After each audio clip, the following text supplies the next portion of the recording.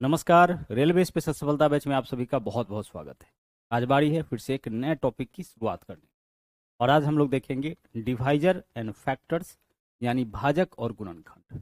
एक important topic है, एक एक कॉन्सेप्ट आप अच्छे से समझिएगा। आइए शुरुआत करते हैं क्लास की। क्लास के अंत तक आप जरूर बने रहिएगा, तभी जाकर के हर एक कॉन्सेप्ट आपको अच्छे से समझ में आएगा। देखिए, डिवाइजर का हिंदी क्या होता है? भाजक होता है। और उसी प्रकार से अगर हम आपसे कहें कि फैक्टर का मतलब क्या होता है, तो गुणनखंड, मतलब गुणनखंड होता है। और डिवाइजर बोले, फैक्टर बोले, भाजक बोले, गुणनखंड बोले, सब आपका एक ही चीज होता है। ये आपका अलग अलग नहीं है, ध्यान रखिएगा। डिवाइजर बोला जाए, फैक्टर बोला जाए, भाजक बोले, गुणनखंड बोले, सब एक ही चीज। अब हम लोग यहाँ पे पहले समझ लेते हैं कि गुणनखंड, भाजक, डिवाइजर, फैक्टर हम लोग बोलते किसको हैं। जैसे अगर हम आपसे कहे कि आप बताइए कि 12 का गुणनखंड कौन होगा, तो जो जो नंबर 12 को काटेगा वही 12 का क्या कहलाएगा? वही 12 का फैक्टर कहलाएगा, वही 12 का डिवाइजर कहलाएगा, यानी गुणनखंड और भाजक कहलाएगा। तो 12 को काटने वाला सबसे पहला संख्या कौन है? एक। एक दुनिया के किसी भी संख्या को काटती है तो 12 को तो काटेगा ही। दूसरा कौन हो जाएगा? दो। दो भी 12 को काटती है। फिर क्या होगा? तीन। फिर क्या होगा? चार। फिर क्या होगा? छह। और फिर खुद 12 भी तो 12 को काटेगा। तो अगर हम आपसे कहे कि 12 के गुणनखंडों का संख्या कितना है, तो काउंट कर लीजिए। एक, दो, तीन, चार, पांच और एक, छह। कुल मिलाकर के छह ऐसा संख्या है जो कि 12 को काटेगा। 12 के गुणनखंडों की संख्या या 12 के भाजकों की संख्या आपसे पूछा जाए, इसका मतलब आपसे यह पूछा जा रहा है कि 12 को काटने वाली कुल कितनी संख्या है। तो गुणनखंड का मतलब आप समझ गए हैं, भाजक का मतलब समझ गए हैं कि किसको हम लोग बोलेंगे। क्लियर? आगे क्वेश्चन के हिसाब से जो है हम लोग बाकी चीजों को सीखेंगे। जैसे मान लीजिए अगर हम आपसे कहे कि भाई 49 का, आप बताइए कि 49 का गुणनखंड कौन होगा, 49 का फैक्टर कौन होगा। तो जो 49 को काटेगा वही 49 का फैक्टर होगा। जैसे एक 49 को काटेगा, एक तो दुनिया के सभी संख्या को काटता है तो 49 को तो काटेगा ही। सात 49 को काटेगा, और एक और सात के अलावा सीधे 49 49 को काटेगा, यानी 49 के गुणनखंडों का संख्या कितना हो जाएगा? तीन। कौन कौन होगा? एक, सात, 49। मतलब हम यहाँ पे सिर्फ आपको यह बताना चाहते हैं कि डिवाइजर या फैक्टर, गुणनखंड या भाजक हम लोग बोलते किसको है। क्लियर? किसको बोलेंगे? किसी भी नंबर को काटने वाली जो संख्या होती है वही आपका कहलाता है। आगे बढ़िए, अब सवाल देखते हैं किस तरीके से पूछा जाता है। पहला क्वेश्चन यहाँ पे देखिए क्या पूछा है। 540 के अभाज्य गुणनखंडों की संख्या। अभाज्य संख्या हमने आपको पढ़ाया था कि अभाज्य संख्या किसको बोलते हैं। अभाज्य संख्या यानी कि प्राइम नंबर। याद करिए, हमने आपको वहां पे क्या बताया था कि प्राइम नंबर हम उन सभी नंबर को बोलते हैं जिसका स्वयं और एक के अलावा और कोई गुणनखंड न हो। जैसे दो, दो का केवल एक गुणनखंड आपका एक है और दूसरा दो है, यानी दो का केवल दो गुणनखंड है, इसके अलावा और कोई गुणनखंड नहीं है, तो यह क्या कहलाएगा? अभाज्य संख्या। इस बात को हम ऐसे भी कह सकते हैं कि जो संख्या स्वयं और एक के अलावा और किसी से नहीं कटती हो वो अभाज्य संख्या कहलाता है। तो दो स्वयं से कटेगा या फिर एक से इसके अलावा और किसी से नहीं कटता है तो एक अभाज्य संख्या है, जो बहुत डिटेल में आपको वहां पे सिखाया गया था। तीन एक अभाज्य संख्या है, क्योंकि तीन जो है वह या तो एक से कटेगा या फिर तीन से, यानी स्वयं से या फिर एक से, इसके अलावा और किसी से नहीं कटता, यह अभाज्य संख्या। सात होगा, 11 होगा, 13 होगा, यह सब चीज आपको अच्छे से पढ़ाया गया था। क्या नौ अभाज्य संख्या होगा? सर नौ अभाज्य संख्या नहीं होगा, क्योंकि नौ एक से भी कटता है, तीन से भी कटता है और नौ से भी कटता है। मतलब स्वयं और एक के अलावा यह तीन से भी कट जाता है, इस वजह से यह क्या होगा? आपका अभाज्य संख्या नहीं होगा। तो अभाज्य संख्या आप समझ चुके हैं, प्राइम नंबर समझ चुके हैं, यह तो पहले आप देख लिए थे। यहाँ पे तो हम सिर्फ आपको याद दिलाए हैं कि अभाज्य संख्या हम लोग बोलेंगे किसको। अब आइए, अब आगे अगर आपसे यह कहा जाए कि किसी भी नंबर को आप अभाज्य संख्या में तोड़िए, तो क्या तोड़ सकते हैं? जैसे 6 को तोड़िए अभाज्य संख्या में, तो 6 के लिए क्या लिखेंगे हम? 2 गुना 3 लिखेंगे। देखिए 6 को हम किस फॉर्म में तोड़ दिए? अभाज्य संख्या के फॉर्म में तोड़ दिए। हम 6 के लिए 2 गुने 3 लिखे या फिर 3 गुने 2 लिखे, एक ही बात है, कोई दिक्कत नहीं है। यह आपका अभाज्य संख्या में टूट गया। अगर हम आपसे कहे कि 12 को अभाज्य संख्या में तोड़िए, तो 12 क्या होगा? 2 दूना 4 तिया 12, यह आपका 12 टूट गया। किस फॉर्म में? अभाज्य संख्या में। अगर इसी को हम अरेंज करके लिखिए तो घातांक करनी तो आप पढ़े ही हैं, दो दो बार आया है तो दो का पावर दो हो जाएगा, तीन एक बार आया है तो तीन का पावर एक देने का आवश्यकता नहीं है। किसी भी नंबर का पावर कुछ नहीं होने का मतलब पावर एक ही होता है। ठीक है, आगे चलिए। अब इसी तरह से कोई नंबर है, मान लीजिए 15 को आपको बोला जाए कि 15 को अभाज्य संख्या में तोड़िए, तो 15 के लिए क्या लिखिएगा आप, 3 × 5 लिखिएगा। यह चीज क्लियर हो गया। अब यहाँ पे देखिए क्या बोला गया है, बोला है 540 के अभाज्य गुणनखंडों की संख्या बताइए।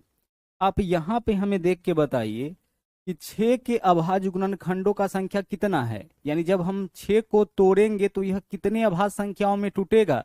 सर यह 2 अभाज्य संख्याओं में टूटेगा, यानी 6 के अभाज्य गुणनखंडों का संख्या 2 हो जाएगा। समझ रहे हैं क्वेश्चन। 12 के अभाज्य गुणनखंडों का संख्या कितना होगा, यानी जब हम 12 को तोड़ेंगे तो यह कितने अभाज्य संख्याओं में टूटेगा। सर 1, 2 और 1 3, यह 3 अभाज्य संख्याओं में आपका टूटेगा।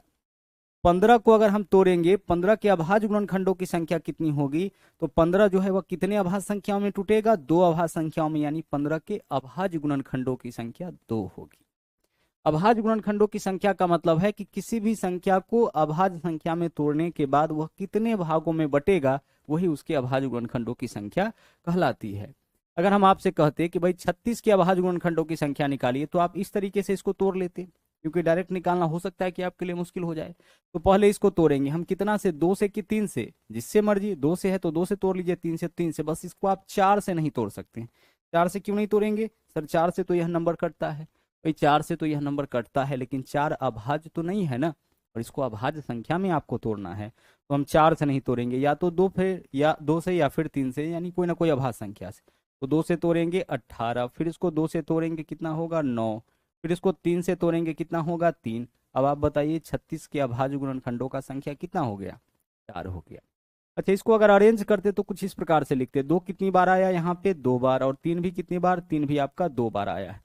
2 2 बार आया और 3 भी कितनी बार आया, 2 बार आया। ठीक है, अब अभाज्य गुणनखंडों की संख्या निकालने का एक और तरीका है, हमें यही तो काउंट करना होता है कि कितने भागों में यह टूटा है नंबर, तो यह तो पावर से ही पता चल जाएगा, 2 2 बार, 3 2 बार, यानी कुल मिला के अगर हम केवल इसके पावर को जोड़ दे, अभाज्य संख्या में तोड़ने के बाद अगर हम केवल इसके पावर को जोड़ दे, तो इससे हमें यह पता चल जाएगा कि इसके अभाज्य गुणनखंडों की संख्या कितनी होगी।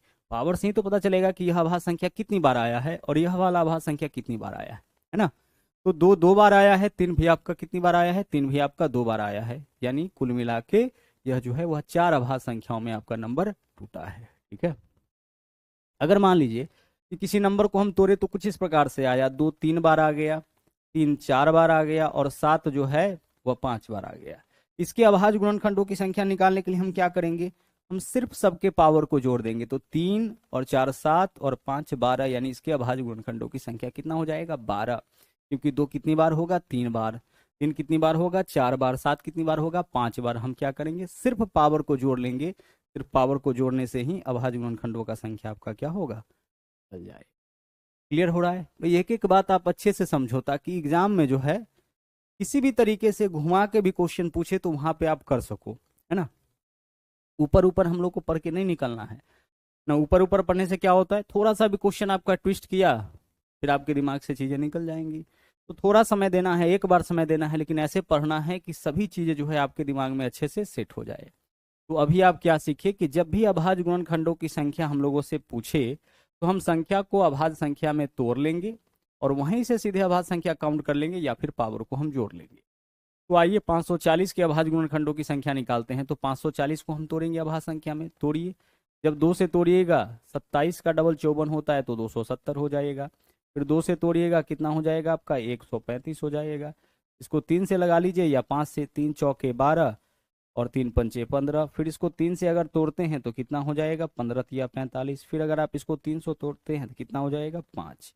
अब आप यहाँ से काउंट कर लीजिए, देखिए कितने संख्याओं में टूटा यह, 1 2 3 4 5 6। तो हमारा आंसर क्या हो जाएगा, हमारा आंसर 6 हो जाएगा। 540 के अभाज्य गुणनखंडों की संख्या कितनी, 6 भागों में यह टूटा है। अगर इसको हम अरेंज करते तो 2 कितनी बार, 2 बार आया है तो 2 का पावर क्या लिखेंगे 2। 3 कितनी बार आया है सर, 3 तो यहाँ पे ना 2 बार, 3 बार आया है तो 3 का पावर 3, और 5 एक बार है तो 5 का पावर 1। जो संख्या जितना बार गुना में आता है उसका पावर उतना लिखते हैं हम लोग।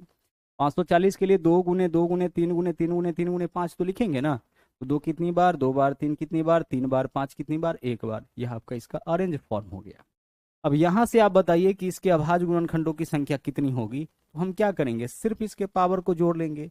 2 + 3 + 1, 2 3 5 और 1 कितना 6। पावर को क्यों जोड़ रहे हैं, क्योंकि हमें संख्या पता करना है अभाज्य संख्याओं का, कितने अभाज्य संख्याओं में यहाँ आपका टूटा है।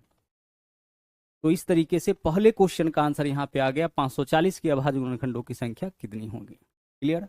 अब कोई भी संख्या आपसे पूछा जाए, कोई भी क्वेश्चन दिया जाए, उसके अभाज्य गुणनखंडों की संख्या, अभाज्य गुणनखंड का मतलब क्या होता है, प्राइम फैक्टर। ठीक है, यहाँ पे देखिए अभाज्य गुणनखंड, इसका मतलब होता है प्राइम फैक्टर निकालना है। क्या निकालना है हमें, प्राइम फैक्टर्स निकालना है, अभाज्य गुणनखंडों की संख्या। चलिए आइए, अगला क्वेश्चन क्या है, 16 का पावर है 7 गुणे 27 का पावर 6 गुणे 5 का पावर 9, इसके अभाज्य गुणनखंडों की संख्या निकालना है। क्या यहाँ पे जो बेस है सब अभाज्य संख्या में है, नहीं है।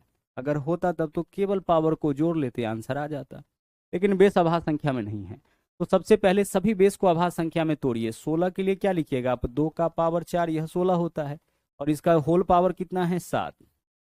16 का पावर 7 है ना, तो 16 के लिए हम लिखे 2 का पावर 4, 7 को अपने जगह पे रहने दिए, इंटू 27 के लिए क्या लिखेंगे, 3 का पावर 3, 27 होता है। इस 27 को हम किस रूप में तोड़ेंगे, 3 के रूप में तोड़ेंगे ना, है ना, अभाज्य संख्या में। इसका पावर क्या देंगे, 6 देंगे। और उसी प्रकार से 5 का पावर यहाँ पे 9 है, तो 5 का पावर 9 ही रहेगा। 5 आपका ऑलरेडी अभाज्य संख्या है। अब यहाँ से देखिए 2 का पावर कितना होगा, पावर के ऊपर पावर ब्रैकेट लगा रहे तो पावर का आपस में गुना याद करिए, घातांक और का नियम बताया गया था, 7 चौके 28। इंटू यहाँ देखिए बेस क्या है 3, पावर के ऊपर पावर ब्रैकेट लगा है तो पावर का आपस में गुना, 3 छके 18 हो जाएगा। इंटू यहाँ पे देखिए 5 का पावर कितना 9, यानी इस नंबर को तोड़ने पे जो है, अभाज्य संख्या में तोड़ने पे 2 कितनी बार आएगा, 28 बार, 3 18 बार और 5 9 बार। क्या यहाँ से आप नहीं बता सकते हैं कि अभाज्य गुणनखंडों की संख्या कितनी होगी, सर बिल्कुल बता सकते हैं। 2 28 बार होगा, 3 18 बार होगा और 5 9 बार होगा। सबको जोड़ लीजिए, 28 18 46 और 9 कितना 55। तो हमारा आंसर इस क्वेश्चन का 55 हो जाएगा, विकल्प सी। जब भी अभाज्य गुणनखंडों की संख्या निकालना हो, हम क्या करेंगे, जो भी नंबर हमें दिखेगा हम उसको अभाज्य संख्या में तोड़ेंगे, अभाज्य संख्या में तोड़ने के बाद सिर्फ उसके पावर को जोड़ लेना है ना, वही उसके अभाज्य गुणनखंडों की संख्या हो जाएगी। अगर क्वेश्चन को समझ रहे होंगे कि अभाज्य गुणनखंड का दरअसल मतलब क्या होता है, तो फिर आंसर निकालने में आपको दिक्कत नहीं होगा। ध्यान रहे हमेशा बेस को आपको अभाज्य संख्या में तोड़ लेना है, तभी अभाज्य गुणनखंडों का संख्या निकलेगा। यहाँ देखिए सवाल नंबर 3 में 8 का पावर कितना है 10, भाई 8 का पावर 10 है, क्या 8 अभाज्य संख्या है, नहीं है। तो तोड़िए, 8 के लिए क्या लिखेंगे, 2 का पावर 3, पावर को अपने स्थान पे, 8 का जो पावर है उसको अपने जगह पे, और यह वैल्यू 8 का। 9 के लिए हम क्या लिखेंगे, 3 का हम लिखेंगे स्क्वायर, और इधर आपका 7 है, इसको अपने जगह पे रहने दीजिए। 7 का पावर 8 है तो इसको भी अपने जगह पे रहने दीजिए। अब देखिए पावर के ऊपर पावर है, पावर का आपस में गुना, तो 2 का पावर 3 गुने 10 कितना हो जाएगा 30। 2 का यह भी पावर है, यह भी पावर है, दोनों का आपस में गुना हो जाएगा। इंटू 3 का पावर यहाँ देखिए 2 गुने 7 कितना हो जाएगा 14, और 7 का पावर क्या है 8 है। 2 कितनी बार है यहाँ पे, 2 आपका यहाँ पे, जब आप इस नंबर को तोड़िएगा तो 2 30 बार आ जाएगा। 3 कितनी बार आएगा 14 बार, और 7 कितनी बार 8 बार। इन सभी नंबर को जोड़िए, 30 14 44 और 8 52, यानी कुल 52 अभाज्य संख्याओं में यह नंबर आपका क्या होगा, बटेगा। जो यहाँ पे आप व्यंजक देख रहे हैं, एक्सप्रेशन देख रहे हैं, उसके गुणनफल में अभाज्य गुणनखंडों की संख्या कितना हो जाएगा 52। उम्मीद करते हैं कि अभाज्य गुणनखंड का कॉन्सेप्ट आपका अच्छे से क्लियर हो गया। ठीक है, अब चलिए, अब यहाँ अलग क्वेश्चन है, अलग मामला है। अभी क्या देख रहे थे आप, अभाज्य गुणनखंडों की संख्या। अभाज्य गुणनखंडों की संख्या निकालने की हम क्या करेंगे, संख्याओं को हम अभाज्य संख्या में तोड़ेंगे और वह जितने भाग में टूटेगा उसी को काउंट कर लेंगे। ठीक है, आप वहां से भी काउंट कर सकते हैं, या फिर जब अरेंज कर लीजिएगा तो पावर को जोड़ के भी आप यह पता कर सकते हैं, पावर को देख के भी पता कर सकते हैं कि अभाज्य गुणनखंडों की संख्या कितनी हो। अब बारी है देखिए यहाँ पे दूसरे टाइप का, यह अलग टाइप है। यहाँ सवाल क्या है, 48 के सभी धनात्मक गुणनखंडों की संख्या। गुणनखंड हमेशा धनात्मक ही बताना होता है, पॉजिटिव ही, यह लिखा हुआ नहीं रहे फिर भी आपको धनात्मक गुणनखंड ही बताना है। तो धनात्मक गुणनखंडों की संख्या बताना है, यानी कि हमें क्या बताना है, टोटल नंबर ऑफ फैक्टर्स, है ना। 48 के सभी गुणनखंडों की संख्या यानी कि टोटल डिवाइजर्स आपको बताना है, टोटल नंबर ऑफ डिवाइजर्स आपको किसका बताना है, डिवाइजर्स या फैक्टर 48 का। आप एक चीज बताइए, जरा ध्यान से समझिएगा, अगर हम इसको काउंट करना चाहे, भाई 48 का हमें क्या बताना है इस बार, 48 का गुणनखंड का संख्या कितना होगा। आइए गिनते हैं पहले। 48 को एक काटेगा, हाँ सर काटेगा, एक हो जाएगा, दो काटेगा, दो भी काटेगा, तीन भी इसको काट लेगा, चार भी इसको काट लेगा। भाई टेस्ट ऑफ डिविजिबिलिटी तो पढ़े हो ना आप, तो देख के तो बता सकते हो कि कौन कौन नंबर 48 को काटेगा। तो एक काटेगा, दो काटेगा, तीन भी काटेगा, है ना। चलिए, इसके अलावा चार भी काटेगा। अच्छा, चार के बाद अगला कौन नंबर है जो इसको काटेगा, सर छः भी इसको काटेगा, आठ भी काटेगा, बारह भी काटेगा, सोलह भी काटेगा, चौबीस भी काटेगा, और खुद 48 भी 48 को काटेगी। यानी 48 के गुणनखंडों का संख्या चार, चार आठ और दो कितना हो जाएगा, 10। हमारा आंसर इस क्वेश्चन का 10 हो जाएगा। क्या क्या हमारा आंसर होगा, 10 हो जाएगा। अब चलिए, यह तो आपका हो गया बेसिक तरीका, छोटा क्वेश्चन है, आप इसको काउंट कर लिए। लेकिन अगर बड़ा नंबर होता, उस केस में हम लोग कैसे निकालते कि इसके गुणनखंडों की संख्या कितनी होगी। तो उसका देखिए तरीका क्या है, हम इस नंबर को जब भी गुणनखंडों का संख्या, भाजकों का संख्या निकालना हो, तो इसको प्राइम नंबर में तोड़िए। तो दो से तोड़िए, कितना हो जाएगा, 24। फिर दो से तोड़ेंगे, कितना हो जाएगा, 12। फिर दो से तोड़ेंगे, कितना होगा, 6। और फिर दो से तोड़ेंगे, कितना हो जाएगा, 3 होगा होगा 48 को हम क्या किए, अभाज्य संख्या में तोड़ लिए। अब अगर अभाज्य गुणनखंडों का संख्या पूछा होता तो 1 2 3 4 5 हमारा आंसर हो जाता। लेकिन अभाज्य गुणनखंडों का संख्या नहीं पूछा है, कुल गुणनखंडों का संख्या, यानी टोटल कितना नंबर है जो 48 को काटेगा। तो कैसे निकालेंगे, सबसे पहले नंबर को अभाज्य संख्या में तोड़ेंगे। अब इसको अरेंज करिए, दो कितनी बार, 4 बार, तो दो का पावर कितना हो जाएगा, 4, इंटू तीन कितनी बार, एक बार, तो तीन का पावर क्या होगा, 1। हमें क्या चाहिए यहाँ पे, हमें चाहिए कुल गुणनखंडों की संख्या। तो संख्या चाहिए तो बेस को हटा दीजिए, बेस का कोई रोल होता ही नहीं। बेस को क्या करेंगे, हम यहाँ पे हटा देंगे, और जितना भी पावर दिख रहा है ना, सब में एक जोड़िए। तो यहाँ 4 है, एक जोड़ेंगे तो 5, एक है, एक जोड़ेंगे तो 2, बस पावर में एक एक जोड़ के गुना कर लीजिए। तो 5 गुना 2 कितना हो जाएगा, 10। यह आपका ट्रिक है ऐसे क्वेश्चन को सोल्व करने का। क्या किया गया है, यहाँ पे जो है प्रत्येक के पावर में एक जोड़ा गया है, सभी के पावर में हम क्या किए हैं, एक जोड़े हैं। बेस को हटा दीजिए, बेस का तो कोई रोल है ही नहीं, और सब के पावर में एक एक जोड़ लेंगे। 4 की जगह क्या लेंगे, 5, और एक की जगह क्या लेंगे, 2 लेंगे। आपस में गुना करिए, 5 गुने 2, इसके गुणनखंडों का संख्या 5 गुना 2 यानी कि 10 हो गया। आप बेसिक से भी निकाल के देखे थे, कितना आया, 10 आया। तो आगे से जब भी कुल गुणनखंडों की संख्या पूछे, कुल भाजकों की संख्या पूछे, तो हम क्या करेंगे, जो भी नंबर होगा उसको अभाज्य संख्या में तोड़ेंगे, तोड़ने के बाद अरेंज करेंगे, अरेंज करने के बाद बेस से तो कोई लेना देना है नहीं, प्रत्येक के पावर को एक एक बढ़ा करके, पावर में एक एक जोड़ करके, यही ट्रिक है, और आपस में गुना कर लेना है। आगे चलिए, सवाल नंबर नेक्स्ट में आइए। 4200 का बताइए, क्या दिक्कत होगा, सर बिल्कुल दिक्कत नहीं होगा। संख्या चाहे छोटा हो या बड़ा हो, तरीका तो हमारा यही रहेगा। 4200 को हम क्या करेंगे, अभाज्य संख्या में तोड़ेंगे। आइए तोड़ते हैं।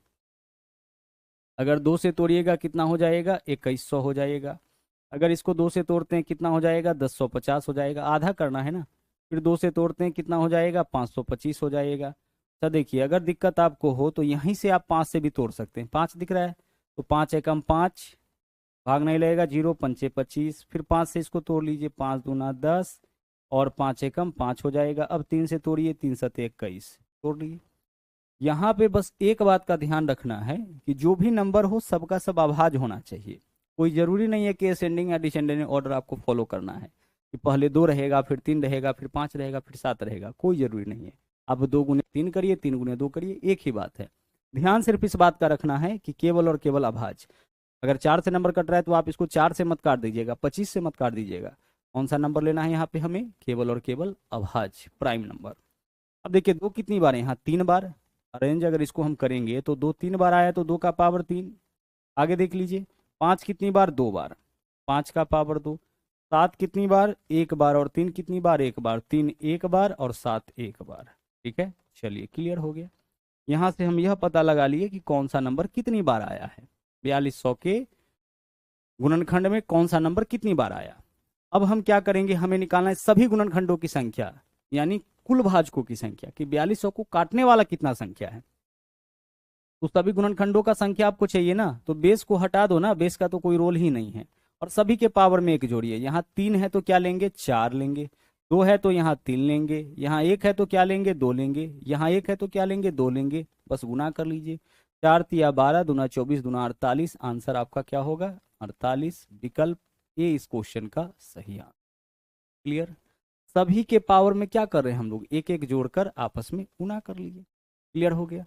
तो दो कॉन्सेप्ट आप यहाँ पे अच्छे से सीख गए हैं, ठीक है। और अगर उन दोनों कॉन्सेप्ट को आप अच्छे से सीखे हैं तो आइए उसको अप्लाई करके इस अगले क्वेश्चन को यहाँ पे बनाते हैं। यहाँ पे क्या करना है, इसके भाजकों की कुल संख्या बताना है। भाई क्वेश्चन किसी भी फॉर्म में रहे, हमारा काम क्या है, हम जो भी नंबर मिलेगा उसको हम अभाज्य संख्या में तोड़ेंगे। तोड़ने के बाद उसको हम अरेंज करेंगे। अरेंज करने के बाद बेस को हटाएंगे और सभी के पावर में एक एक जोड़कर आपस में गुणा कर देंगे। क्वेश्चन चाहे सीधे आपका पूर्णांक के रूप में दे या बेस पावर के फॉर्म में दे या कोई भी फॉर्म में दे, हमारा काम इतना ही है कि हम संख्या को अभाज्य संख्या में तोड़ेंगे, अरेंज करेंगे, बेस को हटाएंगे और पावर का आपस में गुणा कर देंगे। 35 है, देखिए क्या बेस यह जो है आपका यह अभाज्य संख्या में है, नहीं है। अभाज्य संख्या में तोड़िए तो 35 के लिए क्या लिखिएगा, 5 गुने 7। यह वैल्यू किसका है, 35 का। पावर को अपनी जगह पर रहने दीजिए। इंटू 21 के लिए क्या लिखिएगा, 3 गुने 7। भैया वैल्यू आपका 21 का हो गया। पावर को अपने जगह पर रहने दीजिए। पावर क्या है इसका, 6 है तो रहने दीजिए। लिख तो सकते हैं ना, 35 के लिए 5 गुने 7, पावर को अपने जगह पर। 21 के लिए 3 गुने 7। अब बोलिएगा 21 के लिए आप 1 गुने 21 नहीं लिख सकते हैं। भाई 21 को अभाज्य संख्या में तोड़ना है, एक अभाज्य संख्या थोड़े है।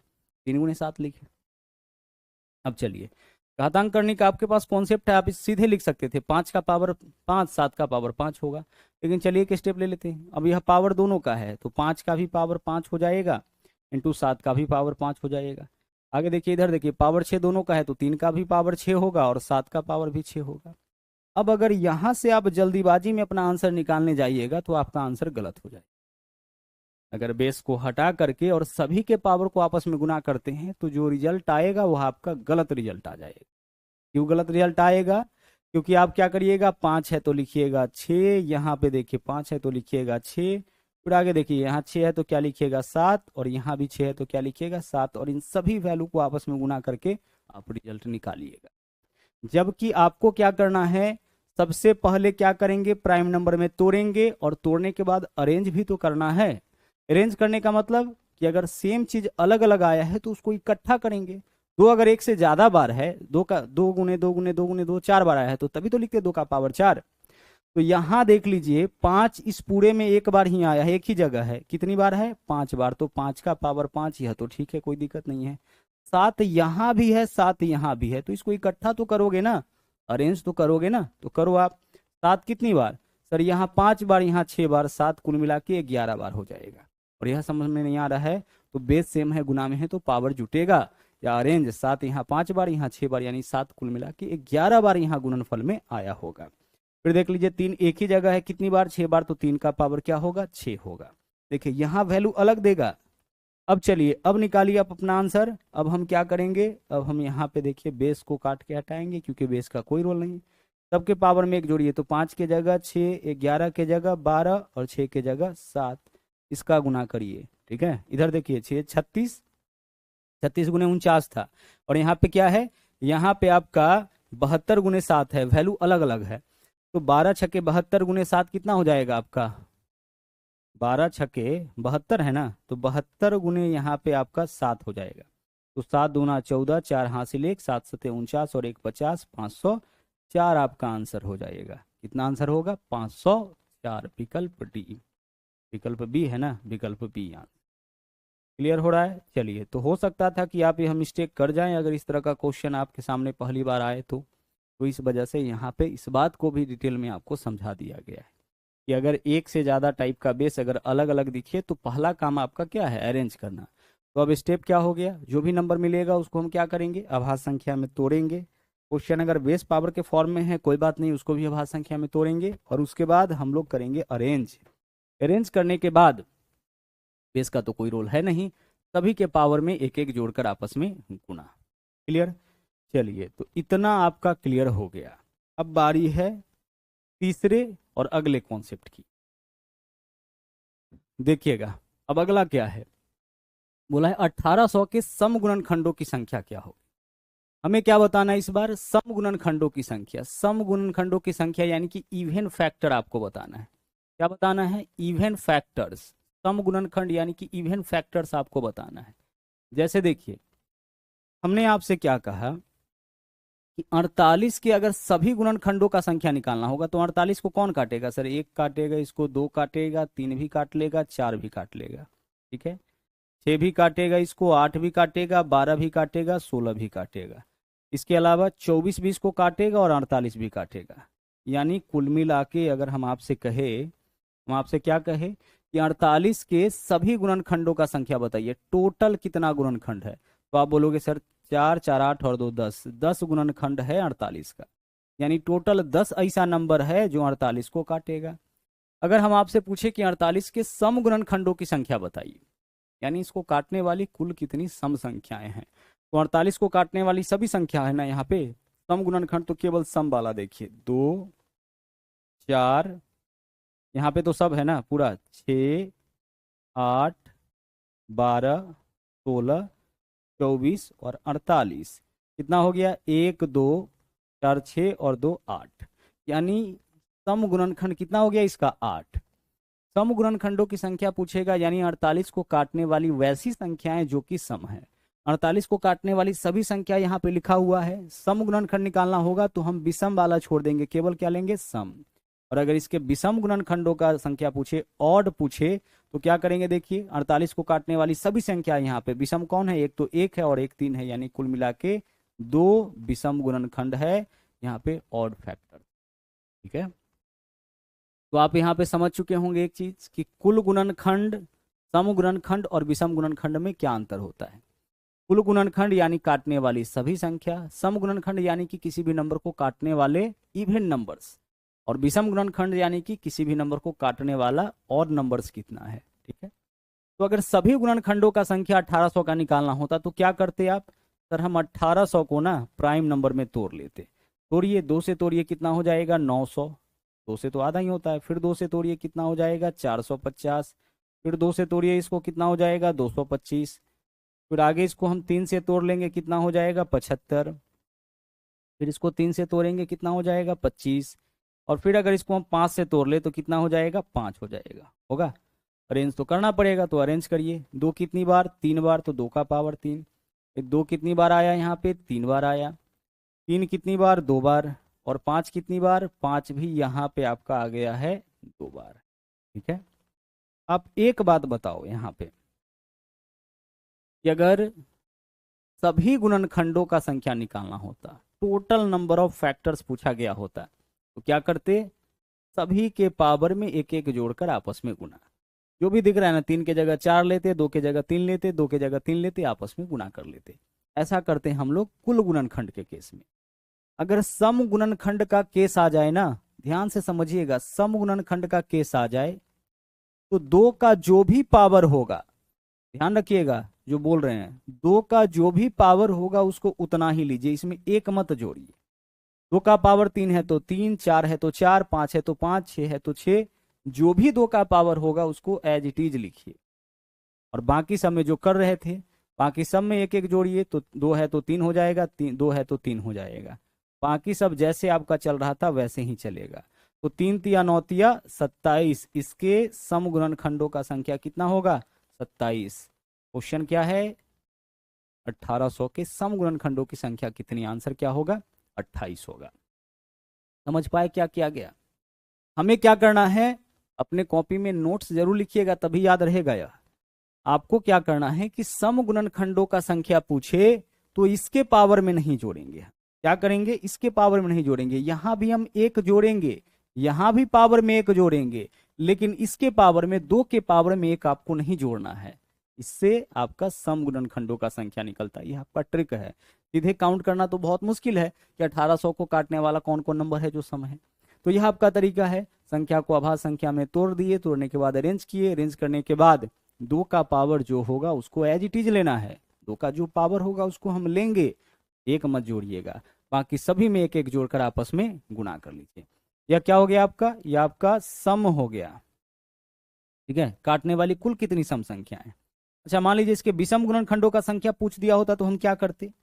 अगर हमसे यह पूछा गया होता कि भाई इसको काटने वाले कुल कितनी विषम संख्याएं हैं, विषम गुणनखंडों की संख्या, तो विषम गुणनखंड का संख्या निकालने के लिए ना दो का पावर आपको लेना ही नहीं है, क्योंकि दो क्या है, सम है। तो विषम गुणनखंडों का संख्या निकालने के लिए दो लेने का मतलब है कि दो से मल्टीप्लाई होगा, और दो से मल्टीप्लाई करने के बाद जो भी नंबर बनेगा वह सम संख्या बनेगा, और सम संख्या से कभी कोई विषम संख्या नहीं कटती है।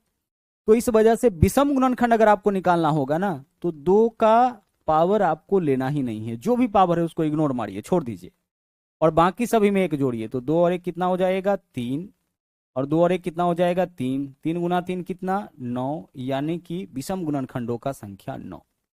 समझ में आया कॉन्सेप्ट। सभी गुणनखंड का संख्या निकालने के लिए क्या करेंगे, प्रत्येक के पावर में एक एक जोड़कर आपस में गुना, सभी के पावर को एक एक बढ़ा लेंगे।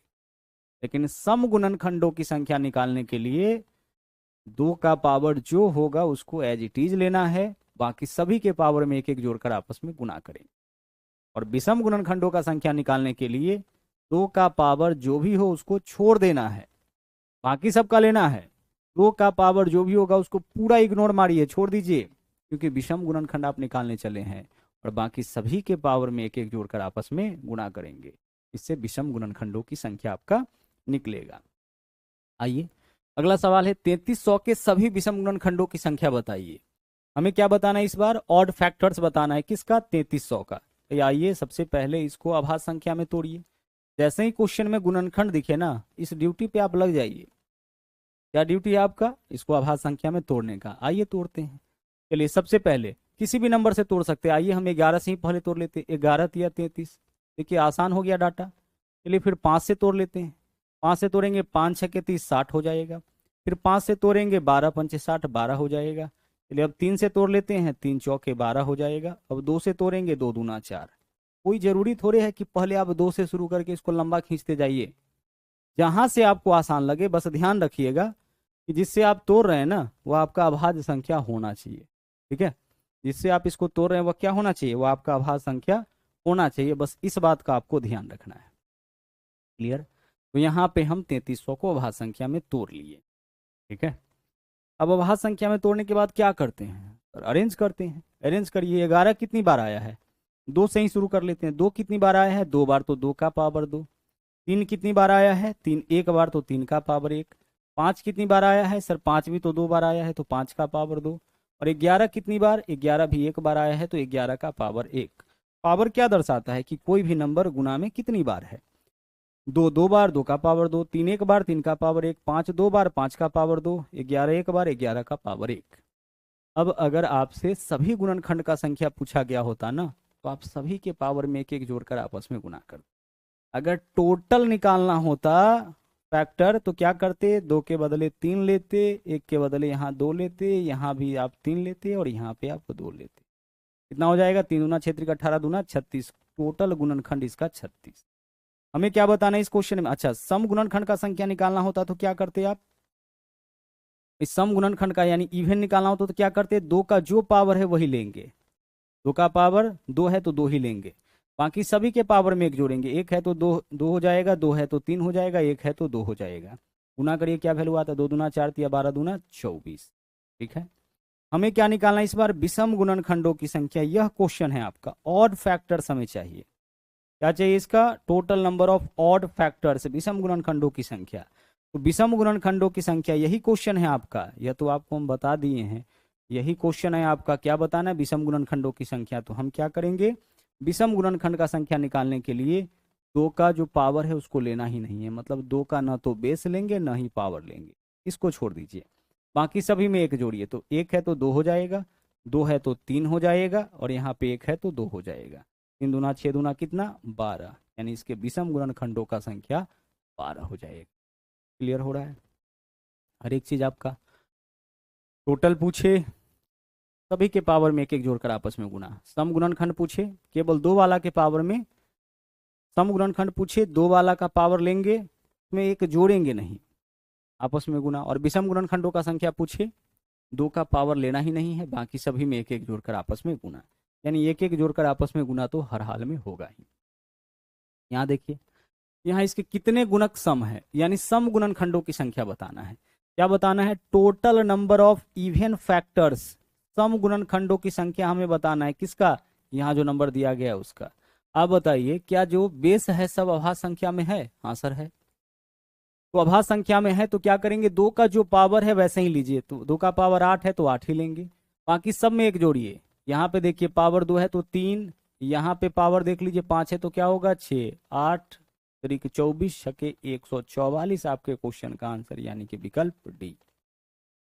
सम गुणनखंडों की संख्या चाहिए ना, तो 2 का जो पावर है वही रखिए, बाकी सभी में एक जोड़िए। 2 के जगह 3 और 5 के जगह 6, आपस में गुना करिए, रिजल्ट आपका आ जाएगा सिर्फ क्वेश्चन को देख करके। यहाँ देखिए इसके कितने गुणक विषम है। देखो अभाज्य संख्या में है ना बेस, हाँ सर है। विषम गुणनखंडों का संख्या पूछा है तो 2 का बेस पावर दोनों छोड़ दीजिए, बाकी सभी में एक जोड़िए। 5 है तो कितना हो जाएगा? 6 हो जाएगा। 4 है तो क्या होगा? 5, और यहाँ पे 6 है तो क्या होगा? यहाँ 6 है तो 7, 6 पंचे 30 सते कितना? 210। यह आपका इसके विषम गुणनखंडों का संख्या। विषम गुणनखंड का संख्या निकालने के लिए क्या करना पड़ता है? 2 का बेस पावर छोड़ देना होता है और बाकी सभी के पावर में एक एक जोड़कर आपस में गुना। यही तो होगा विषम गुणनखंडों की संख्या। चलिए इतना क्लियर हो गया। अब चलेंगे हम लोग अगले कॉन्सेप्ट की ओर।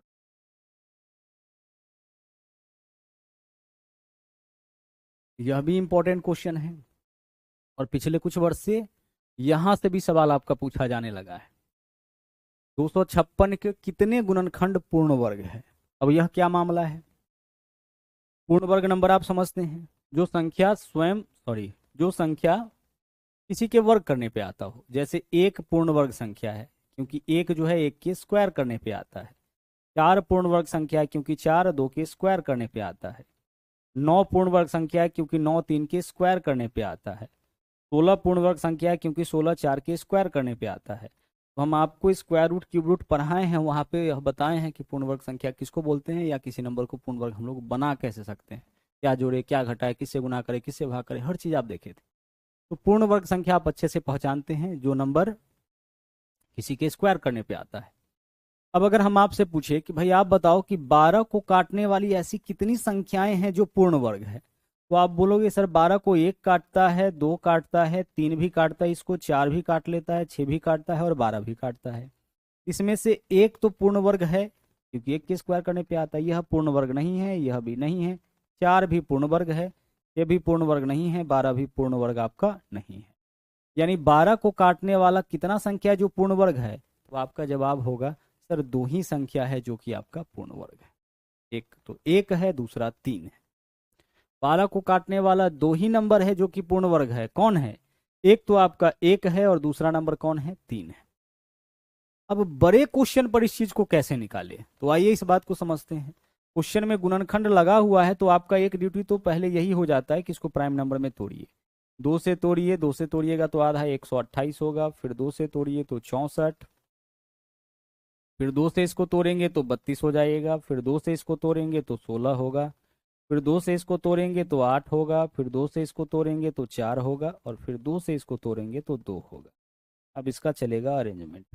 अरेंज करिए इसको। 2 कितनी बार? 1 2 3 4 5 6 7 8, 8 बार। 2 का पावर कितना लिखेंगे हम? 8। सिर्फ 2 ही आया है, कोई जरूरी नहीं कि हर बार 2 ही आए, अलग अलग नंबर भी आ सकता है। 2 आया है, सवाल जो पूछा गया है वही आपको यहाँ कराया जा रहा है, ठीक है।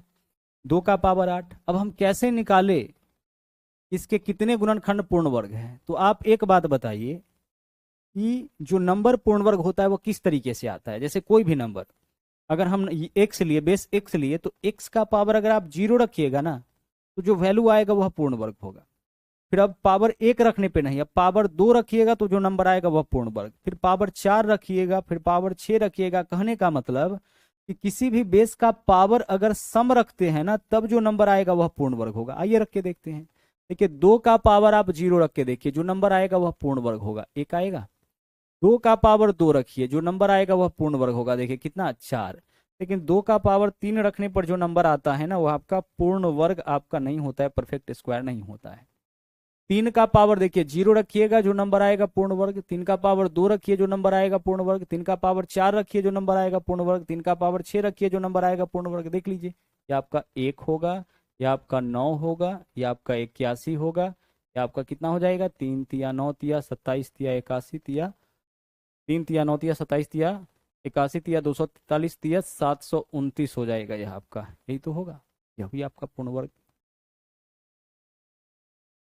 समझ रहे हैं? यानी पूर्ण वर्ग नंबर कब प्राप्त होता है, जब हम पावर सम रखते हैं।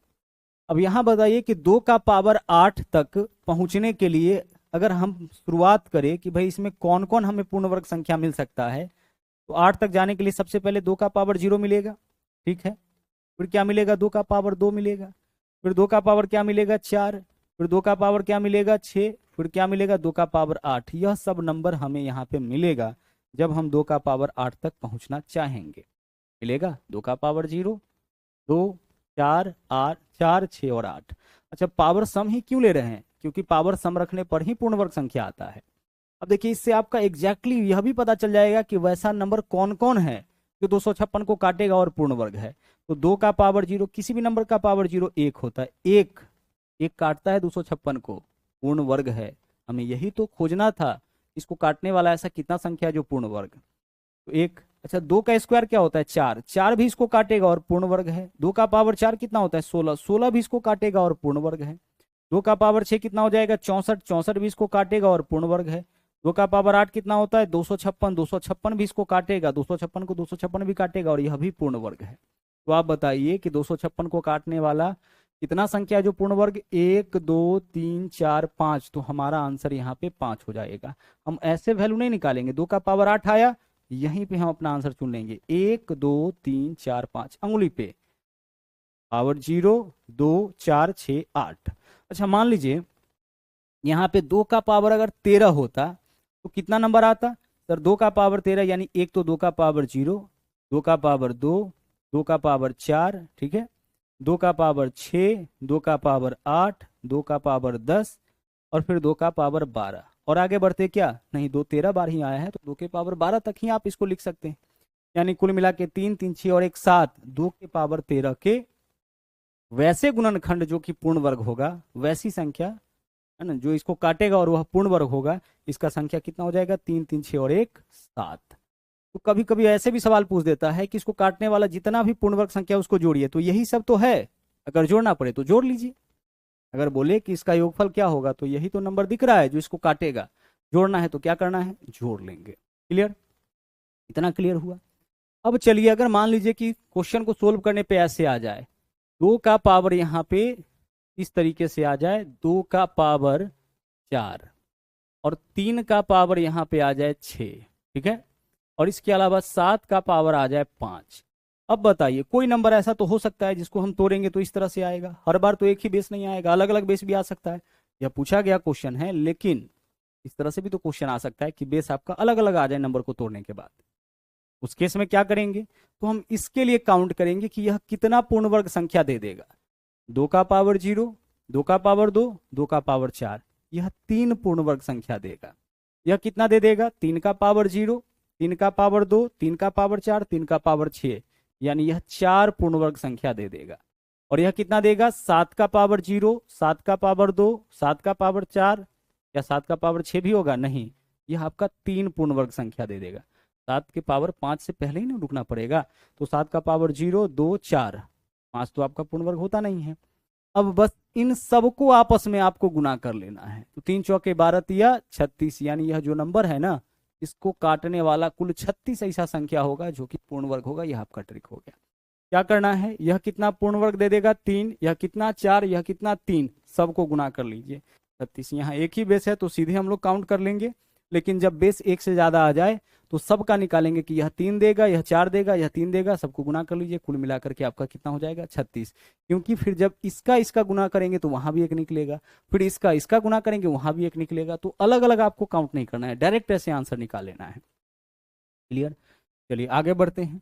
729 के लिए चेक करते हैं। 729 भी आपका इजी ही है, कोई दिक्कत नहीं है।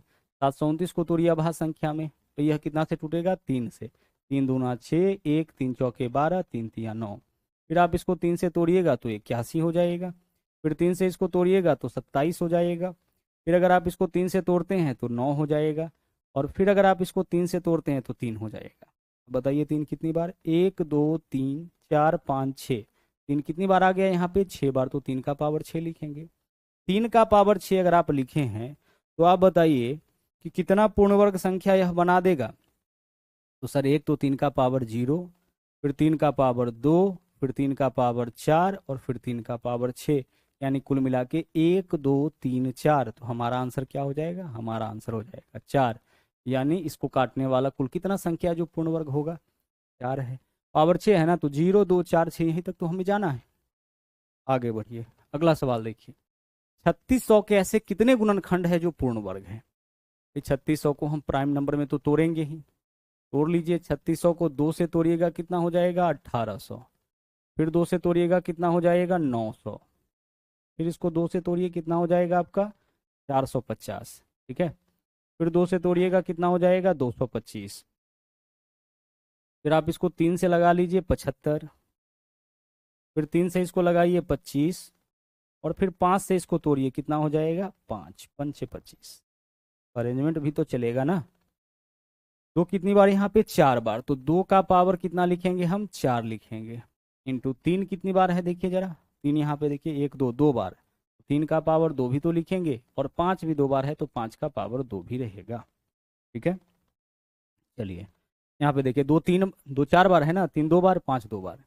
अब इसके वैसे गुणनखंड जो कि पूर्ण वर्ग है, तो यहाँ से बताइए यह कितना दे देगा? 2 का पावर 0, 2 का पावर 2, 2 का पावर 4, यानी यह 3 पूर्ण वर्ग संख्या बना देगा। यह आपका 2 बना देगा, यह भी आपका 2 बना देगा। 3 का पावर 2 यानी 3 का पावर 0, 3 का पावर 2। 5 का पावर 2 तक जाना है तो 1 0 1 2 लिखेंगे, इसको आपस में गुना कर लीजिए। 3 दूना 6 दूना 12, आपके क्वेश्चन का आंसर क्या होगा? 12। उम्मीद करते हैं कि यह कॉन्सेप्ट भी आपके समझ में अच्छे से आ गया होगा। यानी जब भी यह पूछे कि कितने गुणनखंड पूर्ण वर्ग हैं, तो हम क्या करेंगे? नंबर को प्राइम नंबर में तोड़ेंगे, तोड़ने के बाद अरेंज करेंगे, अरेंज करने के बाद यह कुछ हमारा तरीका होगा वैसे नंबर निकालने का जो कि पूर्ण वर्ग होगा। आगे चलिए, एक यह भी सवाल है जो कभी कभी पूछता है, भाजकों का आपसे योगफल पूछेगा, यानी 420 को काटने वाली जितनी संख्याएं हैं उसका योग क्या होगा। अब इसको कैसे निकालेंगे? क्योंकि इसको निकालने का तरीका है, सबसे पहले इसको प्राइम नंबर में तोड़ ही लीजिए आप। तो 420 को अगर हम तोड़ेंगे 2 से, कितना हो जाएगा? 210। फिर इसको 2 से अगर तोड़ते हैं तो 105। फिर अगर इसको आप 3 से तोड़ते हैं तो 3 तिया 9 और 3 पंचे 15 35। फिर 5 से तोड़ते हैं कितना हो जाएगा? 7। अरेंज करिए, इतना तो आपको करना ही है यहाँ भी। 2 2 बार, ठीक है, 3 1 बार, 5 1 बार और 7 1 बार। 5 1 बार और 7 कितनी बार? 7 आपका 1 बार आया है। क्लियर? अरेंज करके लिख लिए। हमें चाहिए 420 को काटने वाली सभी संख्याओं का योगफल। योग कैसे निकालेंगे समझिए। ऐसा करते हैं, देखिए 2 का पावर 2 है ना, आप इसको शुरू करिए 0 से। 2 का पावर 0, जोड़ना है तो प्लस करते जाइए। 2 का पावर 1, 2 का पावर 2। शुरू कहाँ से करना है? शुरू आपको करना है 0 से। तो 2 का पावर 0, 2 का पावर 1, 2 का पावर 2, सब लिख दिए, आंसर लिख दिए। अब यहाँ पे लगा लीजिए ब्रैकेट, 2 का काम खत्म हो गया। गुना है तो गुना। 3 का पावर 1 है ना, तो आप लिखिए 3 का पावर 0 प्लस 3 का पावर 1। ठीक है, फिर यहाँ पे गुना है तो गुना। 5 का पावर 1 है तो हम 5 के लिए भी लिखेंगे 5 का पावर 0 गुना, प्लस करना है तो यहाँ प्लस लिखेंगे, प्लस 5 का पावर 1। गुना है तो गुना, 7 भी है ना, तो 7 का पावर 0 प्लस 7 का पावर 1। क्लियर? अब चलिए इसका वैल्यू बताइए कितना होगा। 2 का स्क्वायर 4, 2 का पावर 1 2, 4 2 6, और किसी भी नंबर का पावर 0 तो 1, तो 4 2 6 और 1 7, इसका वैल्यू 7 आ गया। इसका वैल्यू 3 और 1 4 आ गया। यहाँ देखिए इसका वैल्यू 5 और 1 6 हो गया, और इधर जो है इसका वैल्यू 7 और 1 8 हो गया। 3 का पावर 1 3, 3 और 1 4, 5 का पावर 1 5, किसी भी नंबर का पावर 0 1। अब इन सबको आपस में गुणा कर दीजिए। देखिए 7 चौके 28, कितना हो जाएगा आपका? 7 चौके 28, 6 चौके 24 सते 168, 168 अठे हो जाएगा वैल्यू आपका 1300। यहाँ पे 4 हो जाएगा क्या? 168 ही होगा ना, 24 सते 168 अठे 8 अठे 8 से गुना करना है ना इसमें, तो 8 अठे 64, 4 हासिल 6, 8 छक्के 48 और 6, 8 छक्के 48 और 6 54, 4 हासिल 5, 8 और 5 13, यानी कि 1344। क्या गुणनफल इसका हो जाएगा 1344। तो 1344 ही आपके क्वेश्चन का आंसर होगा। तो कभी कभी रेयरली ही पूछता है, लेकिन ऐसा क्वेश्चन भी आपका आ जाता है कि सभी भाजकों का योग बताइए, यानी सभी गुणनखंडों का योग बताइए। मतलब हमें यहाँ पे क्या बताना था बेसिकली कि 420 को काटने वाली जितनी भी संख्याएं हैं उसका योग क्या होगा। तो यह आपका तरीका होगा, ठीक है, ऐसे क्वेश्चन को सोल्व करने का। बाकी पीछे जो बताया गया था वह सब बहुत आपका इंपॉर्टेंट था। अब चलिए यहाँ पे देखते हैं हम लोग अगला टाइप। सवाल नंबर 15। 43 और 481 के बीच कितनी संख्याएं हैं जो 9 से विभाज्य। अब तक क्वेश्चन का कुछ और टाइप देख रहे थे। कोई नंबर दिया जाता था, पूछा गया होता था कि इसके कितने गुणनखंड होंगे, कितने सम गुणनखंड, कितने अभाज्य गुणनखंड, कितने विषम गुणनखंड, और ऐसे कितने गुणनखंड जो कि पूर्ण वर्ग। यह सवाल आपका चल रहा था। अब एक रेंज दिया गया है कि 43 और 481 के बीच, ठीक है, 9 से विभाजित होने वाली कितनी संख्या है, यानी हमें काउंट करना है इन रेंज के बीच में कि ऐसा कितना संख्या है जो 9 से विभाज्य होगा। जरा ध्यान से एक बात समझिएगा। रेंज क्या है आपका 43 और 481। 43 और क्या है आपका 43 और 481, यही तो है। हमें क्या करना है ऐसे क्वेश्चन को सोल्व करते वक्त, सिर्फ एक चीज का ध्यान रखना है, एक भाषा का ध्यान रखना है। यहां पे क्या बोला है, इसके बीच बोला है कि तक बोला है। दो तरीके का भाषा मिलता है। क्या मिलता है, या तो यहाँ पे मिलेगा बीच और इस दोनों में अंतर हो जाता है बीच, और दूसरा भाषा क्या मिलता है तक। अब इस दोनों में क्या अंतर हो जाता है बीच और तक में। अगर हम आपसे कहे कि 10 से 15 तक, 10 से कहाँ तक 15 तक, तो कितना संख्या इसमें होगा। 10 से 15 तक में 6 संख्या होगा। देख लीजिए 10, 11, 12, 13, 14, 15, काउंट करिए 1 2 3 4 5 6 संख्या हो गया।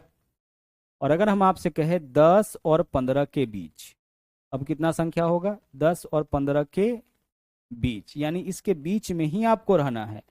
तो 10 और 15 के बीच क्या मिलेगा 11, 12, 13, 14, यानी 10 और 15 के बीच कितना संख्या मिला 4। कितना संख्या 4 संख्या। क्लियर हुआ यह बात। तो तक और बीच में यही अंतर होता है, 2 नंबर की कमी हो जाती है बीच में। बीच के केस में क्या होगा आपका ज्यादा वैल्यू आपको मिलता है इसमें, और सॉरी तक के केस में, और बीच के केस में कम वैल्यू आपका मिलता है, क्योंकि दोनों किनारे वाले को काउंट नहीं करते हैं। अगर हम आपसे बोले कि 100 और 200 के बीच, तो जो 100 से बड़ा और 200 से छोटा होगा उन्हीं नंबरों को काउंट करेंगे। लेकिन 100 से 200 तक, यानी 100 भी काउंट होगा, 200 भी काउंट होगा, और उसके बीच में जो आएगा वह भी आपका काउंट होगा। क्लियर, मतलब दोनों किनारे वाले को भी काउंट करते हैं। अगर कभी ऐसे ही सवाल पूछ दिया जाए कि 10 से 15 तक में कितना संख्या, तो छोटा नंबर है तो आप निकालिए कि 6 संख्या। बड़ा नंबर होगा तो कैसे निकालेंगे। तो आप क्या करिए, इसका अंतर देखिए कि अंतर कितना का है। 10 से 15 में अंतर मतलब बड़का माइनस छोट का, जो भी अंतर होगा उससे एक ज्यादा संख्या आपको हो जाता है तक वाला में, अंतर से एक ज्यादा। 10 और 15 अंतर 5 का, यानी 6 संख्या। और 10 और 15 के बीच वाला में क्या होगा, बीच वाला में जो भी अंतर होगा उससे एक कम संख्या। तो 10 और 15 के बीच, तो 10-15 में अंतर 5 का, 5 माइनस 1 4 संख्या। हम आपसे कहे कि 700 और 950 के बीच कितना संख्या, तो 700 और 950 में कितना का अंतर है 250 का। तो बीच बोला जाए ना, तो जो भी अंतर आया उससे एक कम 249 संख्या होगा। और 700 से 950 तक में कितना संख्या, तो जितना का भी अंतर है उससे एक ज्यादा, यानी 251 संख्या। यह बात समझ गए।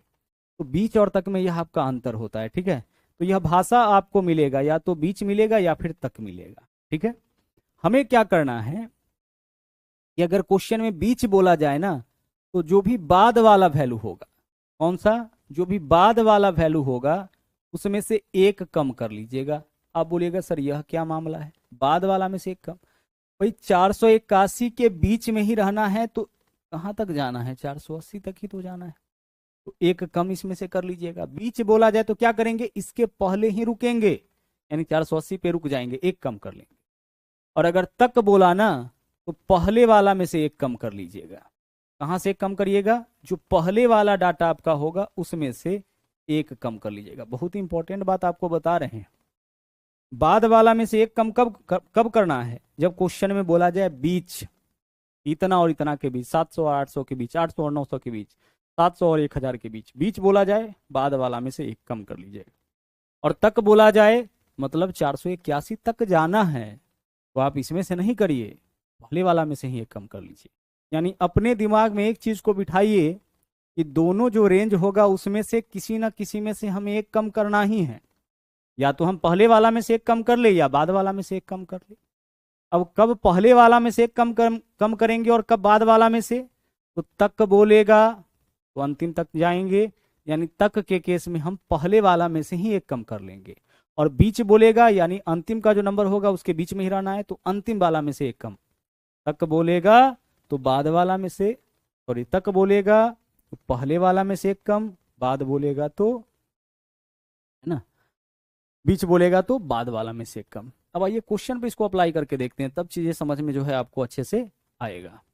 इस क्वेश्चन में क्या बोला है, 43 और 481 के बीच। तो भाई बीच बोला है ना, तो 43 को तो आप वैसे ही लिखिए, और 481 के बीच बोला है तो इसमें से एक कम कर लीजिए। कितना हो गया, 480। ठीक है, हम क्या किए यहाँ पे, एक कम किए। एक कम क्यों किए, एक कम इसलिए किए क्योंकि बीच बोला था। क्लियर हुआ, आंसर हो गया। अब हमें क्या निकालना है, 9 से कटने वाली कुल कितनी संख्या। तो यहां भी हम भाग करेंगे 9 से, और यहां भी हम भाग करेंगे 9 से, और इन दोनों का जो अंतर होगा, देखिए ये अंतर होता है, अंतर का चिन्ह ऐसे होता है, अंतर के चिन्ह में जो बड़ा वैल्यू होता है उसमें से छोटका को हम लोग घटा लेंगे। तो हमेशा ऐसे सवाल में क्या होगा, दाहिने तरफ बड़ा वैल्यू और बाएं तरफ छोटा वैल्यू होगा, तो बड़का में से छोटका आप घटा लीजिएगा। काउंटिंग कर रहे हैं और किसी भी चीज का संख्या ना तो नेगेटिव होता है ना पॉइंट में होता है। जैसे हम आपसे कहे भाई आपके कमरे में कितना बल्ब लगा हुआ है, तो आप क्या बोलोगे, 1 2 3 4 5 6, इसी प्रकार से बोलोगे ना। पॉइंट में तो नहीं बताओगे, माइनस में तो नहीं बताओगे ना, या तो नहीं होगा या पॉजिटिव होगा, भिन्न में नहीं होगा। ठीक है, तो हम क्या करेंगे, यहाँ पे संख्या ही तो निकाल रहे हैं कि 9 से कटने वाला कुल कितना संख्या। अब 9 से इसको काटिए, देखिए कितना बार में भाग जाएगा, 9 चौके 36, 4 बार में। पॉइंट में नहीं जाना है आपको, क्योंकि हमें संख्या चाहिए, पॉइंट में थोड़ी वैल्यू चाहिए। 9 से भाग इसमें कितना बार जाएगा, 4 बार। 9 चौके 36, आप बोलोगे सर 4 दशमलव समथिंग, भाई पॉइंट में आपको जाना ही नहीं है। और यहां से देखिए 9 से इसको काटिए, 9 पंचे 45, क्या बचेगा यहाँ पे, 3 30, 9 तिया 27, इधर क्या है 4, इधर क्या है 53, तो 53 माइनस 4 कितना होगा, 49। तो आपका जो क्वेश्चन है ना, इसका आंसर यही 49 हो जाए। उम्मीद करते हैं कि कॉन्सेप्ट जो है वो आपके दिमाग में अच्छे से सेट हो गया होगा। कोई भी रेंज क्वेश्चन में दिया जाए आप उसको बना लीजिएगा। अगर सवाल रहता कि 300 और 800 के बीच, बीच है ना, तो भाई 300 को पूरा लिखेंगे, 800 के बीच तो हम क्या लिखेंगे, 799। 13 से कटने वाली कुल कितनी संख्या, तो यहाँ भी नीचे में क्या रहेगा 13, यहाँ भी नीचे में क्या रहेगा 13, और यहाँ पे क्या निकालेंगे, अंतर। सोल्व तो कर लोगे ना, आंसर कर लेंगे, कोई दिक्कत नहीं। क्लियर हो रहा है, क्लियर हो रहा है। आगे बढ़िए अगले क्वेश्चन में। यहाँ देखिए क्या बोल दिया, 17 से 457 तक। अब इस बार मामला क्या है, 17 से कहाँ जाना है, 17 से कहाँ तक जाना है, 457 तक जाना है आपको। एक बात बताइए, इस बार 457 तक जाना है, तो इसमें से तो एक कम नहीं कर सकते हैं, क्योंकि 457 तक बोला है, तो यहां तक पहुंचना पड़ेगा ना, इसमें से नहीं कर पाएंगे। तो हम क्या करेंगे, इस वाले में से एक कम कर लेंगे, कहीं ना कहीं से तो एक कम करना ही है। तो 17 माइनस 1 कितना हो जाएगा, 16। समझ रहे हैं ना, दोनों में से किसी में से एक कम आपका ऐसे क्वेश्चन में होना तय है, या तो पहले से करिए या बाद से करिए।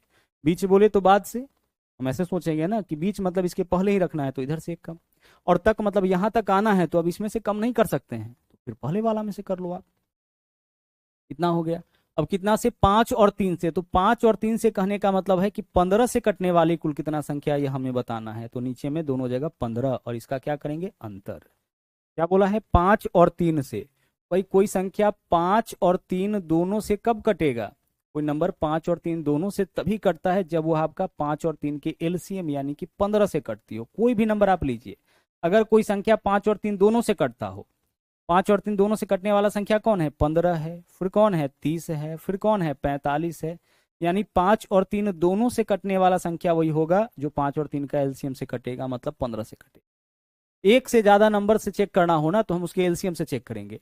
अगर हम आपसे कहे कि 2 3 और 5 से कटने वाला संख्या बताइए, तो जो नंबर 2 3 और 5 तीनों से कटेगा वह 2 3 और 5 के एलसीएम यानी कि 30 से भी जरूर कटेगा। तो हम अलग अलग 2 3 5 से चेक नहीं करेंगे, हम डायरेक्टली कितना से चेक करेंगे, हम डायरेक्टली यहाँ पे जो है वह 30 से चेक करेंगे। कितना से? 30 से चेक करेंगे।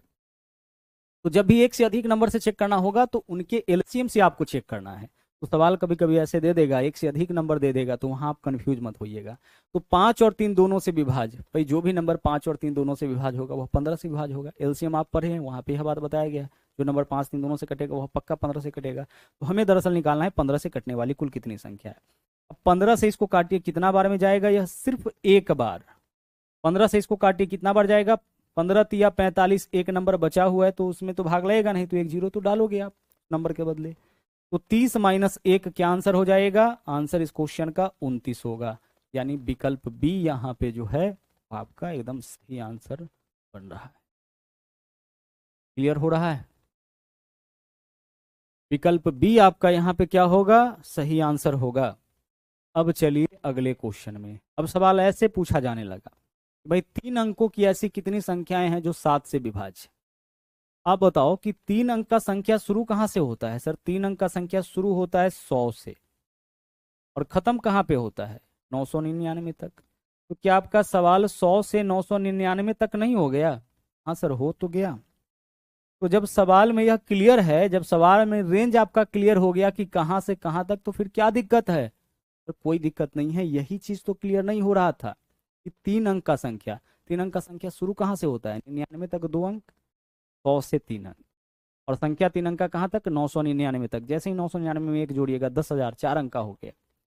तो 3 अंक का संख्या बोला जाए मतलब 100 से 999 तक, आप समझ जाइएगा। अब यहाँ पे मामला क्या हो गया? तक हो गया। तो तक मामला हो गया तो 999 तो आपका पूरा पूरा आएगा, इसमें से एक कम नहीं करना है। फिर इधर से ही कर लीजिए, एक कम करिएगा कितना हो जाएगा? एक कम करिएगा यहाँ पे आपका 99 हो जाएगा। एक कम क्यों कर रहे हैं? तक और रहने पर हम लोग एक कम करते हैं, यह ट्रिक है। 7 से कटने वाला तो यहाँ भी नीचे में 7, यहाँ भी नीचे में 7, और इस दोनों का हम क्या निकालेंगे? अंतर निकाल लीजिए। इस 7 से इसको अगर हम काटने अगर चले तो 7 से काटेंगे तो 7 एकम 7, यहाँ 2 बचेगा, 29, 7 चौके 28, 14 वैल्यू दे देगा यह। 7 से अगर हम इसको काटने चले तो 7 एकम 7, 2 बचेगा, हाँ जी 2 बचेगा, 29, 7 चौके 28, 1 बचेगा, 19, 7 दूना 14, 142 में से 14 आप माइनस करिए तो क्या आता है? 142 माइनस 14, 128 हो जाएगा। हो जाएगा सर। तो हमारा आंसर इस क्वेश्चन का 128 हो।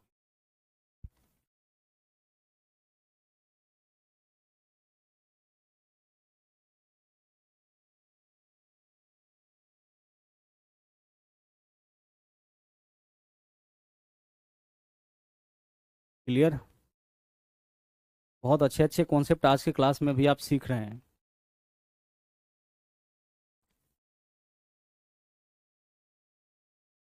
3 अंकों की ऐसी कितनी संख्याएं?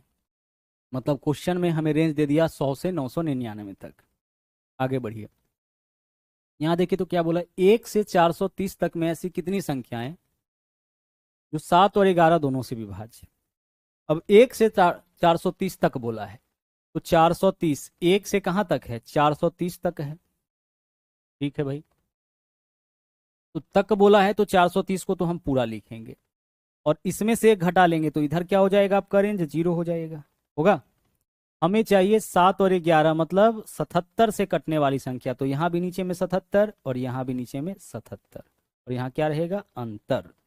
तो यह पार्ट तो आपका पूरा का पूरा 0 हो गया। 0 में किसी नंबर से भाग करिएगा 0। हमें सिर्फ इसी को सोल्व करना है।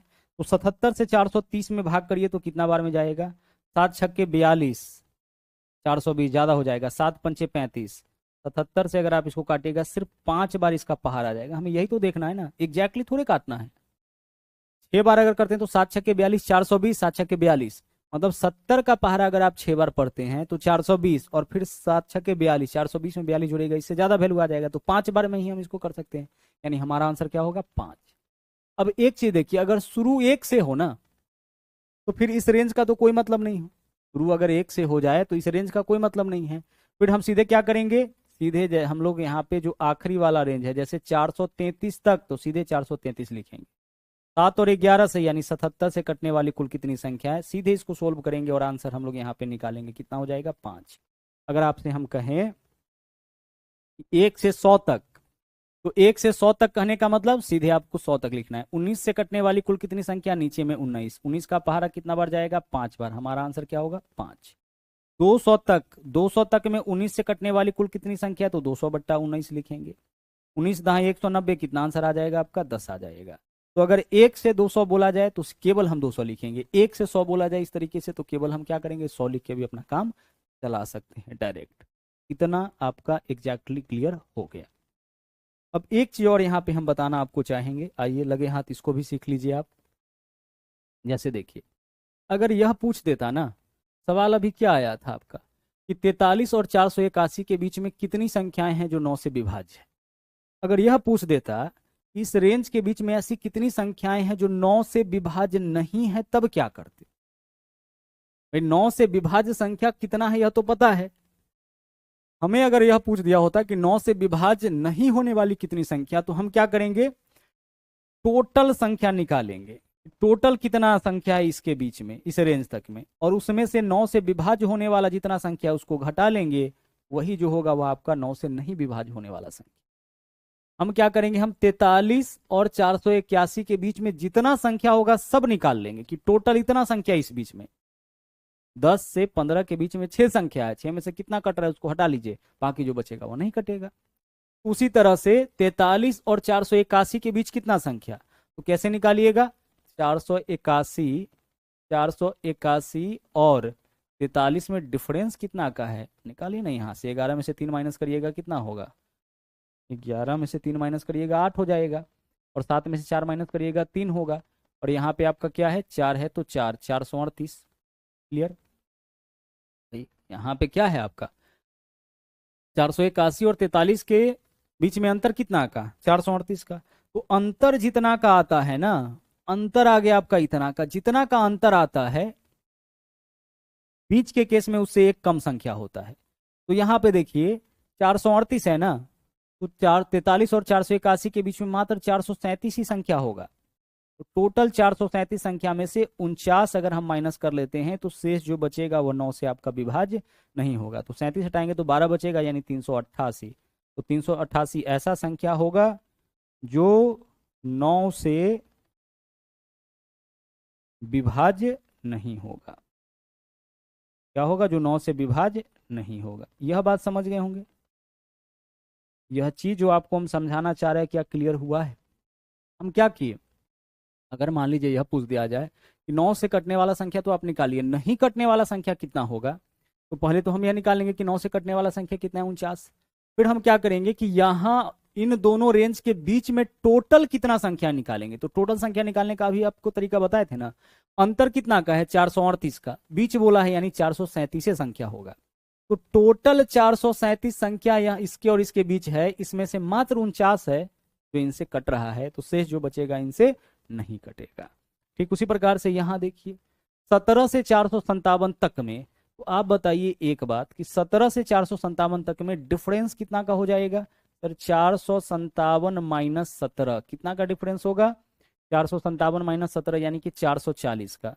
जितना का डिफरेंस होता है ना उससे एक ज्यादा संख्या हो जाएगा। क्यों, क्योंकि यहाँ मामला बोला है तक। तो इन दोनों रेंज के बीच में अंतर 441 का, 440 का, यानी टोटल 441 संख्या होगा, टोटल, इसी से कटने वाला नहीं, टोटल। अब इस टोटल संख्या में 5 और 3 दोनों से कटने वाला 29 संख्या है। तो 29 ऐसा संख्या है जो 5 और 3 से कट जाएगा, तो जो शेष बचेगा ना वो आपका क्या होगा 412, यही तो होगा, 12 और 9 31 और 10 41, 412 ऐसा नंबर होगा जो कि आपका 5 और 3 से विभाज्य, 5 और 3 से विभाज्य नहीं होगा। क्या होगा, ये आपका 5 और 3 से विभाज्य नहीं होगा। क्लियर हुआ। तो अगर कभी नहीं है वाला क्वेश्चन पूछ दिया जाए तब आप इस कॉन्सेप्ट का उपयोग कर सकते हैं। क्लियर। चलिए, तो आज के क्लास में हम लोग डिवाइजर के जो महत्वपूर्ण कॉन्सेप्ट था उसको देखे हैं। आज के लिए इतना ही, फिर जब हम लोग अगले दिन मिलेंगे वहाँ पे फिर से हम लोग देखेंगे एक नया टॉपिक। तो आज के लिए इतना ही।